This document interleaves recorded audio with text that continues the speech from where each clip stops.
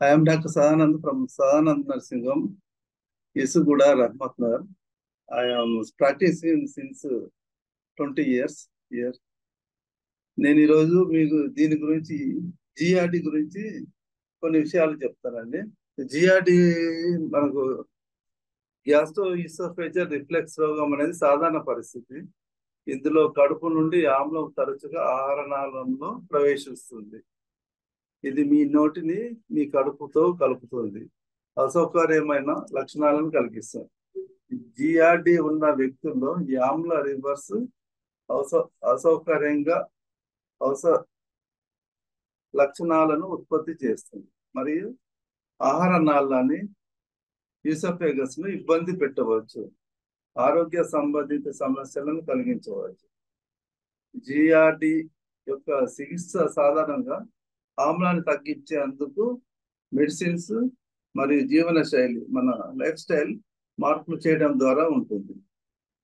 ఆహార మార్పులు జీవన శైలిలో మార్పులు అందించడానికి సూచించబడినాయి. ఇది జిఆర్డిని నిర్వహించడంలో సహాయపడవచ్చు.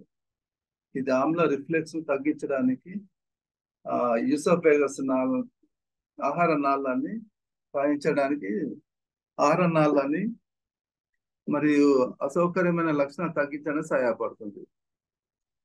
జిఆర్డికి సరైన ఆహార అలవాట్లు తెలుసుకోండి. కొన్ని ఆహార అలవాట్లు జిఆర్డి లక్షణాలు నిర్వహించడం సహాయపడవచ్చు. ఆహార సమయానికి ఒకటి నీటిని పరిమితం చేయాలి. ఎక్కువ వాటర్ తాగొద్దండి, ఎందుకంటే అది ఆహార నాళంపై ఒత్తిడి పెరగడానికి కారణమవుతుంది. మొత్తం భోజనాలు మరియు రాత్రి భోజనాలు నివారించండి. ఎక్కువ భోజనాలు చేయొద్దు, ఎక్కువ ఒకటిసారి తినొద్దండి. టైంకు కొంచెం గ్యాప్ ఇచ్చుకుంటూ తినాల్సి వస్తుంది.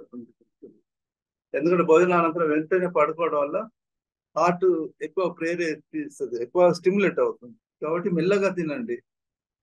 మెల్ల తినటం తోటి ఎక్కువ సార్లు నమిలి మెల్లగా తినడం తోటి అది మీ బ్లోటింగ్ తగ్గించడానికి సహాయపడుతుంది. ఇది మీ ఆహారాన్ని మరింత చిన్నకలుగా అంటే కొంచెం పీసెస్ గా చేయడానికి ఉపయోగం. ఇది జీర్ణశక్తిని మెరుగుపరుస్తుంది. ప్రతి కొన్ని గంటలకు చిన్న భోజనాలు తినండి. అంటే ఎవ్రీ 2 hours 3 hours ఒకసారి అలా కొంచెం కొంచెం తీసుకోవటం వల్ల మీ జిఆర్డి లక్షణాలను తగ్గించవచ్చు. ఇది మీ జీర్ణశక్తిని స్థిరంగా ఉంచడంలో సహాయపడుతుంది. మీ ఆహారంలో ఎక్కువగా ఫైబర్ చేర్చండి. ఫైబర్ ఉండేటట్టు చూసుకోండి. పండ్లు, సబ్జీలు, సంపూర్ణ ఆహార ధాన్యాలు అంటే పప్పులు లాంటివి తీసుకోండి. తక్కువ కొవ్వు ప్రోటీన్లను ఎంచుకోండి. అంటే చికెన్, చేపలు, గుడ్లు మరియు పప్పులను తీసుకోండి. కొవ్వు పదార్థాలను తక్కువ తీసుకోండి. 2% కొవ్వు ఉన్న పాలు మరియు 20% ఉన్న పన్నీర్ లాంటివి తీసుకోండి. గ్రిల్లింగ్, బేకింగ్ మరియు స్టీమింగ్ వంటి పదార్థాలు తీసుకోకండి. పద్ధతులు మార్చుకోవాల్సి వస్తుంది. కొన్ని ఆహారాలు ఆమ్ల రిఫ్లెక్స్ లక్షణాలు పెంచవచ్చు. అందువల్ల మీరు వాటిని పరిమితం చేయడం వల్ల నివారించడం పరిగణలోకి తీసుకోవచ్చు.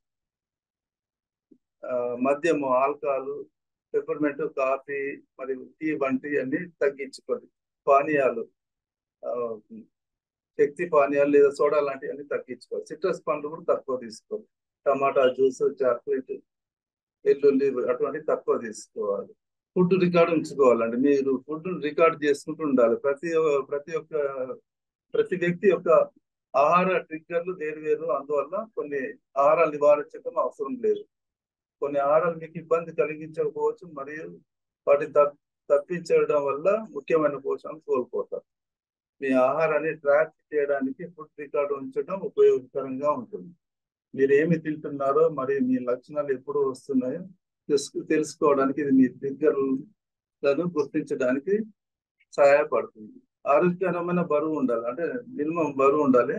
ఒబెసిటీ తగ్గించుకోవాలి, అది మీ జిఆర్డికి ముఖ్యమైనది. అధిక బరువు మీ కడుపు మీద అదనపు ఒత్తిడి పెంచుతుంది. ఇది జిఆర్డి లక్షణాలు ఇంకా వర్స్ చేయడానికి ఉంటుంది. కాబట్టి బరువు తగ్గించడం ఈ ఒత్తిడి తగ్గించడం సహాయపడుతుంది. మరి మీ లక్షణాలు తగ్గించవచ్చు.